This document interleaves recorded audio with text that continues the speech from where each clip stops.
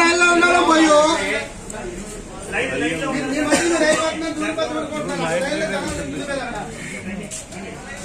చెప్తున్నారా 2 గంటలు అయింది. 1 గంట కాదు, అరగంట కాదు, 2 గంటలకి లైన్ లో ఉన్నాం. వాళ్ళు షట్టర్ వేస్తున్నారు, చేస్తున్నారు. పాల బుత్తలు రప్పించారు, వాళ్ళు కూడా డిస్ట్రిబ్యూట్ చేస్తున్నారు. ఇక్కడ లైన్ అయితే మామూలుగా లేదు, బీభత్సంగా ఉన్నారు జనాలు. పాలు ఎక్కడ లేవా? పాలు ఎక్కడ ఉన్నాను కాదండి, ఇక్కడ ఓపెన్ చేశారు. ఇక్కడ ఓపెన్ ప్లేస్ లో ఓపెనింగ్ అమ్మేటువంటి మిల్క్ బూత్ ఇది. పాయింట్కి వెళ్ళాలి, మిల్క్ పాయింట్లకి అయితే పంపించాలా. వాళ్ళు వచ్చి ఇక్కడ ఫ్లో అయిపోయింది, ఫ్లోటింగ్ అయిపోయింది. వాళ్ళకి మాకు అందరికి కలిపి ఇవ్వాలంటే ఎలాగవుతుంది, కష్టం కదా. అది డిస్ట్రిబ్యూషన్ లో కూడా అక్కడ డివైడ్ చేయాలి. అది ఆ 2 కూడా మెయింటెనెన్స్ చేయాలి.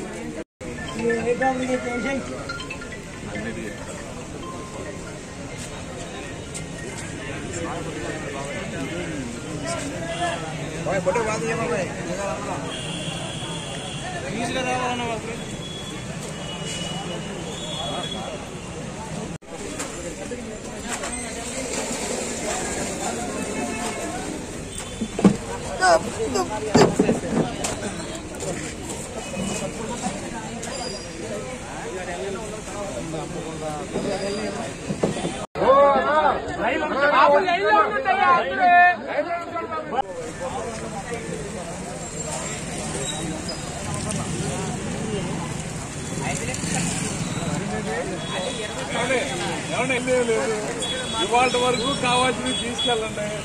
మీకు మన జంగు ఫ్యాక్టరీ సప్లై మన ఫ్యాక్టరీ పెట్టాము, వస్తాయి. రేపటి గురించి మర్చిపోండి. అసలు ఇవాళ కావాల్సినవి పెట్టుకెళ్ళడం తప్ప మీరు కంగారు పడాల్సిన పనే లేదు. ప్రతిరోజు ఎక్కడ దొరికితే మీకు అలాగే దొరుకుతుంది. మీరు దాని గురించి ఆలోచన లేదు. రేపేదో అవుతుందని అసలు మీరు ఆలోచన మనం సాయంకాలం వస్తాయో లేదో అని 24 గంటలు ఇక్కడ తీసుకుంటాయి. 24 hours పెడతాను, 24 hours తీసుకుంటే అది మన గురించి కంగారుగా ఇవాళ రేపు 5 లీటర్లు 3 లీటర్లు తీసుకెళ్ళాలని అనుకోవాలి.